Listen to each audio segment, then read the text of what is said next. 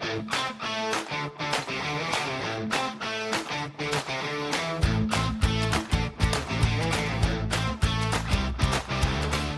morning, everybody. Good afternoon, depending on where you sit in the world.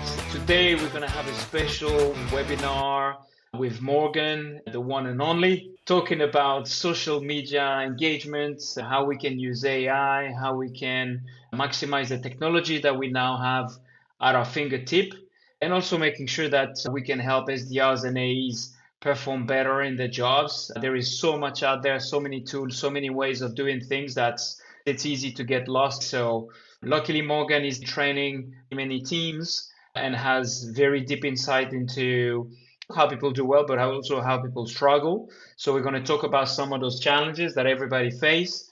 And on our side, with Palladio GTM and Malo, we're going to be able to show you how AI automated workflows can actually help your day-to-day job become so much easier. Basically saving a lot of time, of course, but not only. At the end of the day, Morgan is going to touch about that, but it's all about connecting the dots, right? Because right now we hear a lot of people and companies talking about signals, finding signals, and there is a lot of tools on the market to do that.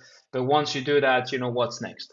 And so without further ado, Morgan, I'd love to ask you a couple of questions, but first, training so many people across so many different companies and industries between SDRs and AEs, what is the type of struggle that you see people facing right now with all these tools and AIs in the mix? Yeah, I feel like most people have lost their conversational skills. So, because everyone's so focused on the technology and AI, they've lost the touch of how to actually communicate as a human. And that obviously is really important because without that, it doesn't matter.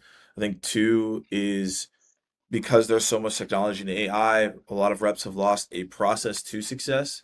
So because AI, I'm not saying everyone sees it this way, but most people see it as like a shortcut or a way to accelerate something. So if you're only focused on how do I accelerate something but don't have a process, it's going to fail. And then I think also as well, it's part of what we're going to talk about today, which is how do I find the information in a fast way, but connecting the dots so it's relevant. So these are all the things that I've been seeing as I've been working with teams, whether it's an SDR who's just starting or an enterprise account executive who's been around for a while. These are things that have continuously occurred and that are happening across the board. Yeah, sounds good. And it's super interesting. I mean, that we get to connect together now because, as we were saying just before we start, I remember bringing you in my team, 12 years ago back Yeah. at TIPCO, right? Training the Yeah. guys on social media and how to use Sales Navigator to also find similar signals, right? But now there is a lot of tools to do that.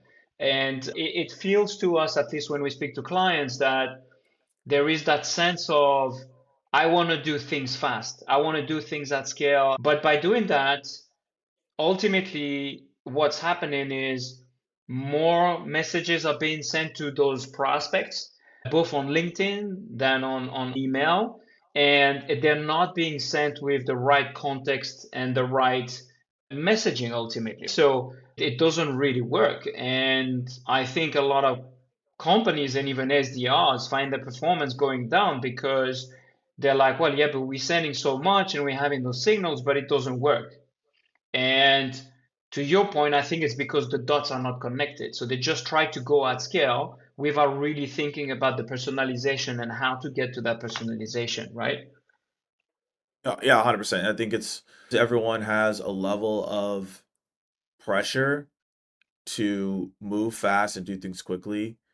It messes up people's flow to really be dialed in into what they're actually trying to accomplish and what they're trying to do. Yeah, 100%. Absolutely. And right now, like, would you say on average, any tools, the RAEs that you train are typically like playing with or using to actually get to do their prospecting, between finding the right people, finding the right signals, finding the right data as well, because once you find that, you need to find the right email, validating it. Like, what does that look like? Yeah, so most teams have probably 8 to 12 tools they're using, probably sometimes more. I feel like most people don't need to even have that many tools. I think you truly, if you look at how to be successful right now, you only truly need like three tools. So one is something that gives you some level of insight or intelligence or whatever you want to call that signal. So that could be a clay, that can be a common room, it can be a sales nav, whatever it is, you need to have that. Number two is some level of data. So that could be, there's tons of out there. Whatever you decide you want to choose based on your market, that's that. And then the third thing is some type of sales engagement tool to track the things that you're doing so that you have data to understand what works and what doesn't. So if you have those three as a sales leader, you should have a great success with your team. And then as your team gets really proficient in those, you can add on bonus tools like, hey, we're going to send out direct mails. So now you can use like a reach desk or something like that. Or, hey, we want to do video. So you could do like a VDR or SendSpark. I think too many teams have just too many tools that they don't know what to do with. And that creates more confusion and that creates missiness with the people you're trying to go after. I absolutely agree. It's interesting you say that because I posted a LinkedIn post a couple of months ago on the issue with so many tools. The team spends so much time in it to try to find the information. And then once they find that data, oftentimes they actually don't know how to collect the pieces together to make sense of it. So having sometimes a reduced stack, but a performing stack make a lot of sense. One thing I want to note though is that in what you said is Clay still now is often seen as that either insight or signal tool or data enrichment tool. And actually, this is what we're going to show today because it's far, far more than this. It's really about orchestrating the different tools that you have because within Clay, you can then also leverage AI and prompt engineering to actually do the heavy lifting at a much deeper level than just finding a signal. What I mean by just finding a signal is if you use a tool like Trigify, let's say, that helps you to understand, what has happened on a LinkedIn post and understand who has interacted with your LinkedIn post, it's good. But then what do you do with it? You still need to find the email of that person. You still need to understand what that person does in the company. And you still need to understand how does that relate to your value proposition, right? And actually, Clay interconnect all those tools as an orchestration layer and is Yep. able to then layer in AI within it to go even deeper and to provide all that information to the AE so that they don't have to do that heavy lifting, right? So it's not just a data tool. And this is really a big transformation, in my opinion, for the companies that are actually using it well. Yeah, that I think that's will be eye-opening for a lot of people as they see that today because I've seen it, right? But not to the level where you can orchestrate it to what you were talking about. Because again, most people just see it as like, hey, it's insights and data and that's it. Yeah, exactly. And don't get me wrong. I think the reason that is the case, and it's interesting because we speak about that a lot with our clients, is this is how they came to market 7 years ago. 7 years ago, it was just purely to compete against Zoom Info, be a data enrichment tool, and that's it. And nowadays, it's still seen in that sense by a lot of people. But if you look on their website, it's a lot more than that. I'll just give you a very simple idea. For one company, what we've done is we've orchestrated a full account-based marketing campaign for them, meaning from the whole set of accounts. So the AEs had to go after 400 accounts. We were able to tier them by level of importance and let's say hotness in terms of the level of Yep. signals we've seen across those accounts and the personas within it. Then we bucketed them into different buckets, and then we were able to search additional information and then engage them in different ways based on who they were and what they had done. So it can go actually quite deep. This is really a game changer for teams now. When you train teams, you mostly focus on manual approach, finding the signal and doing that manually, or is there a bit of AI as well? Yeah, so first thing is it's manual or human first because I want people to understand how they got there in the first place. Because if you don't know how you got there in the first place, then if someone were to give you the answer, they took away the answer from you at some point, then you won't know how you actually got there, right?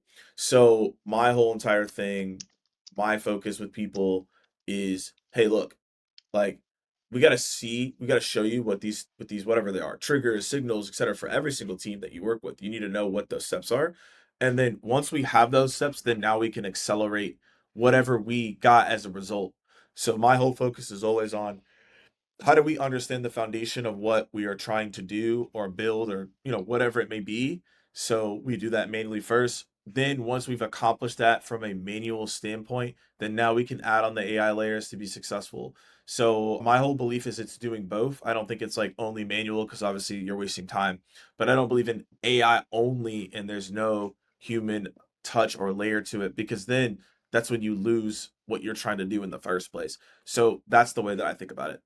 I completely agree. And I think what we're going to be able to show today is solving your point number one there, very much so, because it's going to do the whole heavy lifting. And then what we can decide to do as well with Clay, because ultimately when you have an account executive or an SDR that has a certain territory and need to look and prospect within, let's say, 100, 200, 300, 400 accounts. There's no way you can do that manually, right? Or, of course, it's going to take you the whole year to go through it, right? Yeah. And so where the tool and the workflow orchestration is going to help is being able to help you identify within all those 400s which one are the hottest, and within those accounts, which are the persona that are also the hottest based, for example, on their level of activity on LinkedIn, right? And then tier them so that when you have that selection of the hottest account, you can start there and being provided by the right level of information. And then maybe for what's tier two or tier three, you can decide of a mix of human engagement versus fully automation. So you kind of Yeah. maximize all angles, right? Yeah, I think for tier three, that's where you could true. I mean, we always talked about this when I was at JB Sales, but also even on my own. I tell people if you're gonna do tier three, like that is a good opportunity to try out some automated AI campaigns based on relevant persona or industry and see what works and what doesn't. And then if it works really well, you can add that to your other messaging for tier one and tier two. But when it comes to tier one, you need to be very high touch, very human in that approach to get in front of those people. I think though, if you're looking at tier three, yeah, you should be doing levels of AI automation because this is going to be easier for you, right? At the end of the day. So, and that's another benefit to what we're talking about here as well. Yeah, 100%. There's three things that you can do. You can do exactly what you said, do some A/B testing and at scale Yeah. and see what it does. So that helps you learn from what's working or adjusting your messaging. But what we also see with our clients is there's two other important things. You can do some nurturing, right? Because ultimately they're going to be lower priority accounts, less engaged, less aware about what you do. But once you found them and you found the right people, you can still nurture them slowly into, hey, actually, this is who we are. Maybe if you're interested in a couple of months, we can have a conversation. There's always, out of the thousands, some people that are going to be interesting and want a meeting. And then the third one is for any product-led growth companies, you can actually push people into your trial. Because what you can do then with Clay, once they go into your product and they test your product, you can also connect Clay with tools like, for example, Amplitude or Pocus or Yep. those kind of things, and actually get product insight, right? And this is amazing. It's amazing for account expansion, but it's also amazing for, hey, actually, I've prospect those people. They didn't even know the company. Now there's five of them in the product. They've played with it for 2 weeks. I can follow up with them with context because I know they're in the product. Does that make sense? Exactly. Yeah, 100%. Because there's correlation points, right? So what you're doing is for Clay and AI and for every leader that's listening in and for what I coach teams on is that you need to be really good at understanding the connection and the correlation points, because that's like the one thing that most people cannot do at the end of the day. They cannot connect those points together. So if you're able to come into a conversation and say, okay, I see this point based on previous experience where this company was, a product that they use, and then you can make that a value point. That's the success for the people that I've seen get really good results coming out of coaching that I've done, or just in general, what I'm seeing from top reps is they're finding whatever it is, what they need to do to find the signals and the insights. And then double downing on that until they can see the consistent results that they want. And that's the key overall. Yeah, that's exactly right. Because at the end of the day, this is also how you break through the noise, right? Because Yeah, you become timely because you know that person is in the trial. You become relevant because you tell them they're in the trial about doing something about your product. And therefore, there's no reason for them not to want to know more about your product or about how you can help them solving their yeah, challenges because it's happening at that specific time, right? It's not like they've done the trial 6 months ago. exactly. Exactly. And that's the key, right? Is if we know what the connection points are, it's so much easier to build the orchestration and what to accomplish.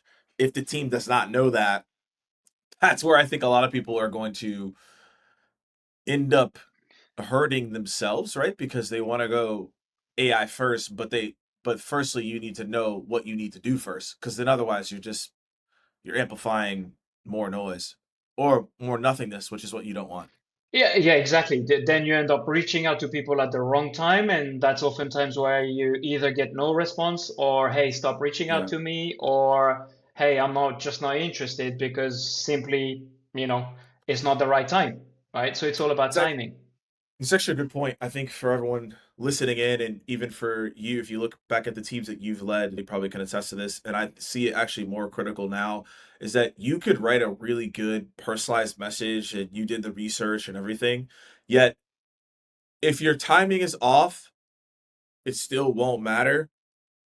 Yet, the person who writes a relevant message and maybe it's even less personalized will get a better response because it was the right timing. 100%. 100%. And obviously, this is the intention behind finding the right signals, right? Right. Because the idea of finding the signals is to tell you, hey, actually, there is an intent there. There is something happening, and that gives you a reason to connect to that person. I think a lot of the time right now, the signals are not necessarily used in the right way, but that's also what we're going to try to demonstrate today with the workflow.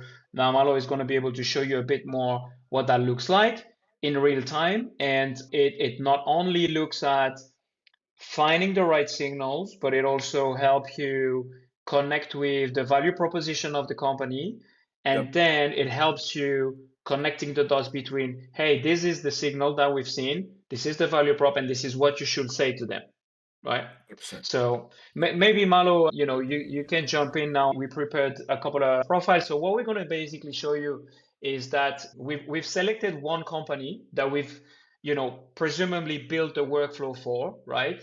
The company is called Posit, a company that focuses on data analytics and those kind of things. So they typically go after data science type personas, and they then go typically within the enterprise segment as well.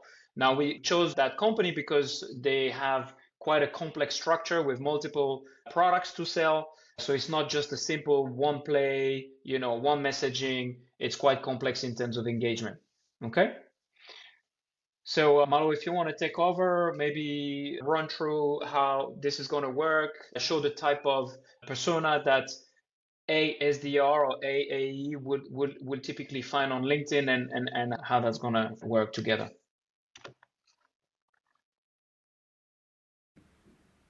Yep. Can you see my screen?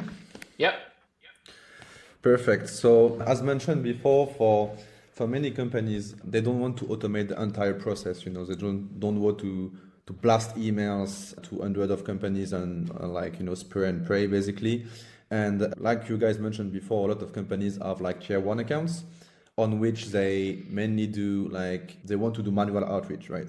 But in a context of like Posit, which is a company we took as an example today, when you have a lot of different products and it's very complex and there's a lot of different type of personas, a lot of different type of industries with different problematics, and can be very confusing and difficult for an SDR to get the right message in front of the right person, right?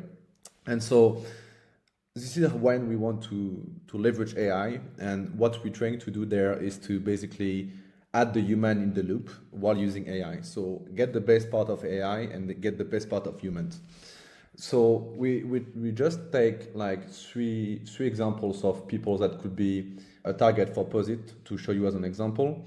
and it all starts there. So let's say your marketing, whatever person in your company send you Marion as an ICP, a person to outreach to. You could like basically use a Chrome extension or a tool that will connect to Clay basically and will show you what's going on in the backend afterwards. But basically in one click, you can connect this profile that you see on your screen with a Clay table that will be leveraging AI. As you can see, it's head of pharma at Bayer. Here it's a different profile. We will add this guy as well. In the workflow, which is health data semantics, so it's a different type of persona, you know. And this guy is not a VP, not a head of, he's a data scientist at the Financial Crime Enforcement in the US. And so we can add this guy as well in the workflow.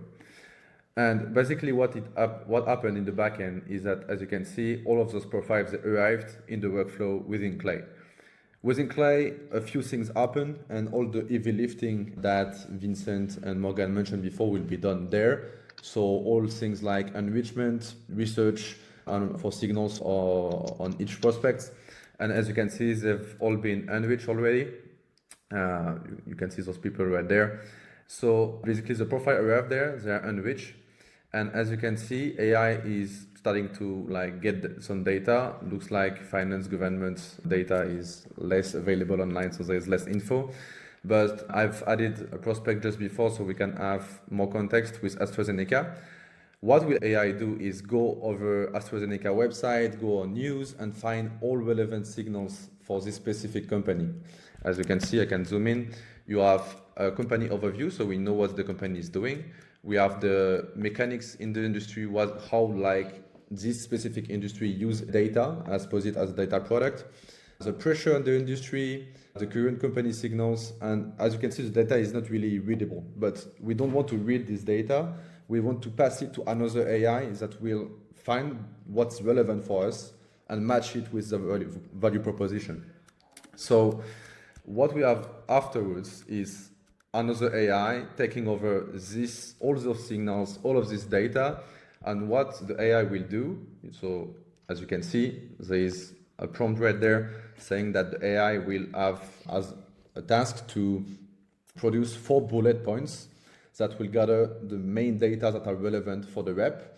And the format will be pain point of companies based on all the information on the internet and link it to a solution of POSIT. So how do you do that? Because AI is not supposed to do the POSIT products. Is by having a prompt, like asking AI to do this, having a lot of examples in the prompt, so as you can see the prompt is pretty fat, but as well adding some context. So here we have a document of like 50 pages covering all different aspects of products of POSIT, all different personas, all different offers, all different products, everything that you need to know as a rep on POSIT, and the AI will match this data with the data that Gemini found right there. And I can show you some output. Malo, I think this is really interesting. If I can share my screen, I have the POSIT document that you talked about, so we can show actually the level of detail. So basically what we've done with another AI agent, we basically created a document that could be a document that is also a mix of internal information from marketing, your sales information. But this document, as you can see, is about 25 pages, right? And it goes over the value proposition of POSIT, what is POSIT is as a one-liner, its category and market positioning, the company narrative. So here we're not talking about prospect, right? We're talking about the company that you work for as an AE or as an ADR, as an SDR, and basically all the knowledge that you're meant to have to position your product and your value proposition to those prospects, right? So it's also broken down by product catalog, because for complex companies, sometimes AEs or SDRs have to learn, 5, 6, 7, 10 different products, all right? And all of that is basically used as a database for AI to leverage within the next step of the workflow. Okay, so it's very, very, very comprehensive. Okay, it's even broken down by persona. Here, for example, you can say, hey, we want to target the head of IT security. this is the type of department, the seniority we're going to look for. This is the type of daily pains that those guys are having. What do they care most about, right? So as you can see, Morgan, this is the type of stuff that you would then discuss during your training, with your SDRs to say, hey, how do we build those ICPs? What are important for them? And why should they care about the message that you send? So this is all fed inside of AI. This is exactly. And then the benefit from this, right, is that once you send out these messages to these buyer personas and you start seeing which one works and what doesn't, even with the team that they're executing this right now, they're seeing the things that are getting the most responses, right? Because we have a hypothesis of what works, but then we want to see what actually works. So then once we start seeing, oh, okay, this is the thing that's really working, this then allows us to then make those adjustments to double down on that type of messaging. Exactly. So we start with that, and we're going to show you the rest of the workflow. But the objective is as you get better and as you start to get better responses, to your point, you can feed the mechanism and you can feed the prompt by, Yep. hey, this is actually what's working, so we should amplify this. 100%. Yeah, exactly. And for example, the signals that I've added in the first prompt right there are prompts and signals that we suppose were good, but it could be any signals as it's an AI doing research, right? And if we go over the rest of the workflow, what it's doing afterwards is, as Vicent shows just before, it will do a matching between all the data that has been found by AI, so all the heavy lifting and go find the information online done by Gemini, and we pass it to Claude to basically do a mapping between all the pain points of the company based on all the data that we find and the solutions that we can give at Posit. So for example, as you can see here, AI, I found out that their training, it's really technical knowledge, so I don't really know how to explain that, but basically they found that they have a pain point with after 950 people going through the academy internally at their company, which makes one problem for this company. And so Posit do have a product that is solving this, and AI is selling, basically saying to the rep, basically, they're doing this right now, so they're training people doing XYZ, which means they have this problem, and Posit Workbench can solve this problem. And as you can see here, their CEO at this company recently pushed AI-powered drug discovery, and it means that if they do that, actually in real life, it means that it will make them have this pain point, which is R-based models, blah, blah, blah, technical knowledge, right? And again, it will match with the right product for Posit. So Connect is one product of Posit that can solve this problem.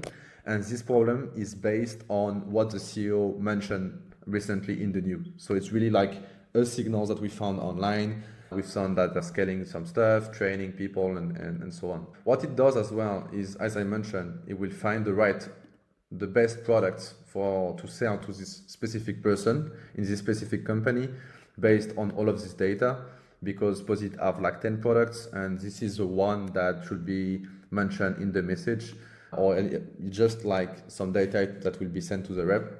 And say as well, it linked the most relevant case studies based on all of this data, because they have some pain points, and based on all of those pain points, this is a case study that is mentioning an improvement for those pain points. So this will be the one that you push, or it could be as well matched based on the industry. And I think just based on what we were talking about earlier on, Morgan, this is where it gets like quite amazing, because one, AI has identified very specific pain points that were leveraged from public information that will have taken hours, if not days, sometimes to find, right? Then what it did, it actually matched it and understood what is the exact value proposition and exact product of the company that should be positioned, right? And then three, it actually went and also matched it with an internal existing case study to position, right? And this is then going to be used into either a proposed message or an automation, as Maro is going to show afterwards. Yeah, and so that's the first part of it, because there's two parts. And the second part as well is that we will draft a message. But again, we don't believe in fully AI generated message. But The idea of giving the rep a drafted message by AI is to give him some inspiration to start on, so they're not starting from nothing. So they're starting from an email that they can modify based on all the information that AI gave him to outreach to this person, right? And so we have one subject line that is personalized. As I mentioned before, they are training people, and this is mentioned in the subject line. And then you have a personalized outreach message based on all of those points that I mentioned before. Again, this will be sent into Slack. I will show you after. And this will be probably modified by the rep. You can take this, you can take the icebreaker and change afterwards. You can just take this and change the CTA, whatever. But it's more to give some more inputs so you can outreach manually. Then classic, we just get email and phone of the person so they can actually send the email.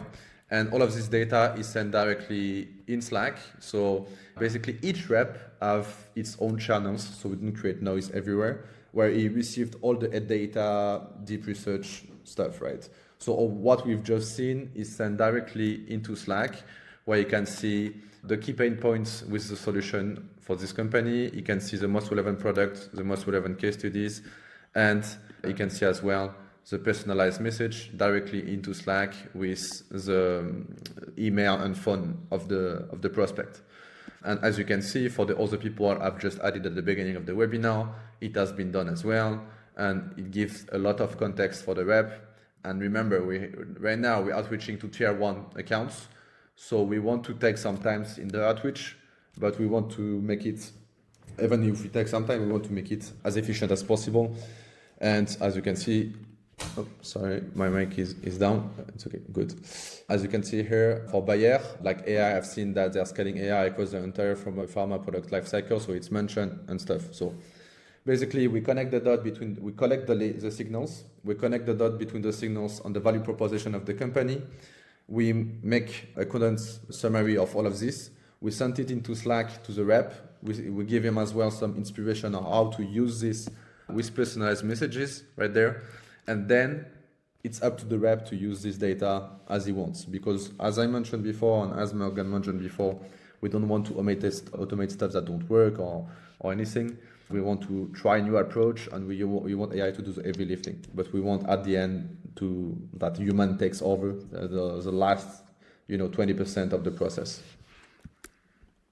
So we're going to pause there for a second, Morgan, because we just show you a lot. How do you feel about what you've just seen compared to what you knew so far? One thing I really like, I talk about this a lot with teams, is that you need to memorize customer stories. So you need to know like 3 to 4 customer stories. Now, I think that you just need to know that when you get on a call, these things cannot occur. However, when you're writing a message, an email, or a LinkedIn or whatever it may be, already having the customer stories inputted in there, and then on top of the messaging you have, will just ultimately make you more successful in what you do, right? So shout out to that. I really like that a lot, because it's going to be able to for you to have more relevant messaging. I think the second thing is putting it in Slack, right? Because if you, let's just say on a Sunday, you were like, cool, I want to go build this out, then now you can have this delivered to your Slack. You're now more prepared to have the conversations that you need to have that week, and you're not spending time during the week doing things that are, I like to call them, just essentially non-money-making activities, right? So you could spend most of your time, right, during the week with money-making activities, because you've done this process that you all just walked us through. Yeah, 100%. And I like that you call them from an SDR AE perspective, money-making activities.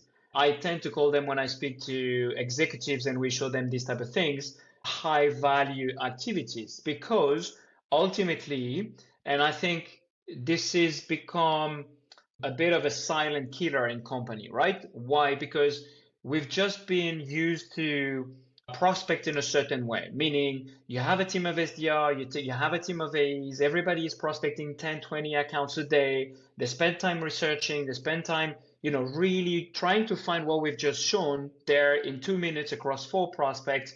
They spend hours doing that, right? But the industry has been used over the years to do that over and over and over and over. And so now with tools like Clay, you can actually interconnect your entire stack and get the technology to do that for you. So to your point, on one side, for the AEs, what they just have to do is think, okay, these are my top prospects. I want to find my top personas. I push them in my cadence. AI and the technology build everything for me and gives me on a silver platter all the information I need to have my white glove approach, right? And not only that, to your point earlier on, is once we see something that's working and that's repeatable, both in terms of understanding the customer story that work well, if you're aligned to a specific industry, we can then reuse that and adjust the prompt engineering so it gets better over time, right? And then, of course, during the week, the AEs just have to focus on that high value activity that what they're originally paid for, right? They're not paid for going between multiple tools, trying to find the data, trying to scrub the net, all that data preparation. Like, they shouldn't be paid on doing that. And I think for executive, this is a big learning, because right now, if you have AE spending at least 2 hours a day doing the preparation work, it's 2 hours a day of their daily wage that's spent on something that could be fully automated for them. Yeah, 100%. I like how you're talking about high leverage. That's exactly what it is, right? Is that if you know what the activities are, then it will help you get to those MMAs faster. So exactly what I'm talking about. No, that's awesome. And then, as we said, right, something that we haven't shown in that specific demo, but if you work across, let's say, 4 or 5 or 600 accounts, you can do that at scale, which means we could push all the accounts that have been selected as priority accounts by the company and then divided them in tiers, right? And then have that white glove approach for those top tiers, and then different type of activities for the rest of the accounts, right? So you become super efficient on what's really making a lot of sense and is a priority, but you still can touch the rest of your prospecting company or prospecting market. Morgan, did you find that insightful? What's Yeah, your feedback? yeah, I would say, okay, contextually, I'm able to connect the dots faster. It's the cool thing is going right into that Slack, which is awesome, obviously, to see. And I would encourage everyone to think about what are your gaps in your process and how does AI fill into that? I would not just say, hey, let's just do AI to do AI, but if you already have a process that you built, then now we can add AI into that to expedite that and make it cleaner and make it more efficient. 100%. Absolutely agree with you. And imagine then, because the power of Clay, and this is what we also wanted to show, this is just one workflow, right? But what you could layer in inside of this type of Chrome extension, right, Yeah. is you could also build an entire automated workflow process that's going to build an hyper-personalized landing page. What do I mean by that? Is as part of your messaging that we've just collected, because you can see we've collected a lot of information, we've been able to align their clear signal pain with specific products, right? The next step to that could be to plug this into something like Webflow or one of the web design tool that then gives you the ability to directly create a personalized landing page for your prospect. And so when you send that message, right, yes, you can continue to personalize it a little bit more manually if you want to, but ultimately you send them something that's hyper personalized for them, which you can then track. So if they go on it, they spend time on it, they read about it, or maybe there's a video inside of it, you can track it and continue that real-time engagement, if I can say, right? Relevant Yep. engagement. Yeah, and I think the what you just mentioned, real-time engagement is the key because the we talked about timing, right? Like the faster you can get to that timing, the better. And then once you're able to have that timing and you're able to be like, okay, this is what we're looking to do. Now you can figure out how do we do more of the things around this timing, and then it just continues to go from there, right? So that's the key. Yeah, absolutely, 100%. Malo, on your side, is there anything you'd like to mention before we wrap up? Something else from a technical point of view that you think is important?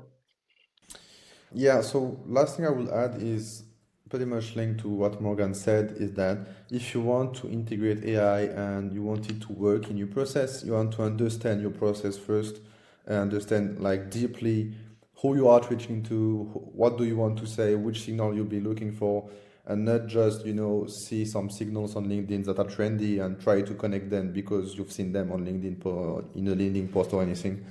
And so every time I've implemented a process in the sales team or built a custom tool or whatever that really worked, we follow the process that Morgan mentioned, which is doing stuff manually and finding what works. And once we have something that works and we've seen it working, from there we scale what's already working, right? And we build on this and we keep the manual way, and we are very precise in what we want AI to do because we've done it ourselves. It's like, AI is like an employee, kinda. So if you've never done something, you can't basically delegate it. I can't delegate coding. I don't know how to code. So it's pretty much the same thing. So yeah, this is what I would add. Awesome. Thank you so much, Malu. The last piece for me is for all the companies that are also product-led growth and that are, I mentioned it very briefly earlier on, but I think it's a very important point. These are extremely valuable points and insights that you can get from your product. And the advantage is once you can connect those inside of Clay as well, you can not only start to nurture people that are brand new to your product and brand new inside of your trial, but you can also go after existing customers, think about expansion, land and expand strategies, and those kind of things into big accounts, because it suddenly gives you a lot of insight into actually who is using my product, right? A lot of the time, those companies that have products, the product starts to be spreaded across the company without you knowing about it. But when you have that insight, it gives you so much more leverage to reach out to the decision makers and higher executives of the company to expand the conversations. 100%. Yeah, I think this is really good. As we wrap it up, I think the biggest thing is for every sales and sales development, whatever you're in, having the conversations around what are the things that we're doing right now as a team that people are responding to our success, or even if you are most organizations I work with, they have 80 to 80% of inbounds coming in too. So it's like, what are the common threads we're seeing? Why people are interested in us, and how can we create a process around that so that when we do outbound, and we're almost if we're meeting them exactly where they're at, and will happen all the time. But like that's the mindset you want to have. Yeah, exactly. And I think that connects very well with something we talk a lot about is breaking silos. To me, Yeah. and the background that I have in sales development, we've always used to be set up into, hey, this is the inbound team, this is the flow you receive from inbound, and you're going to work those leads. And then there wasn't really many connections with existing accounts and what was happening on the account side and the contact side of the house, right? But with tools like what we've shown, you can actually interconnect those different departments together and actually create a real, I would say, life cycle engagement journey, right? Which adds a lot of value into how you reach out to those people. 100%. Awesome. Morgan, that was a pleasure to have you today. Malu, thank you so much for the demo. And yeah, I'm really pleased for the call. I hope it was very valuable for the people here listening in. If you have any questions in terms of training and how to put that in practice, of course, Morgan is there to help. If you have any questions in terms of technical setup implementations of those tools, feel free to reach out to us. But yeah, we hope to talk to you soon and hope to have a great feedback from those sessions. So everybody have a blessed one. Awesome. Thank you, everyone. Thanks, everyone. Thank you so much. Speak soon.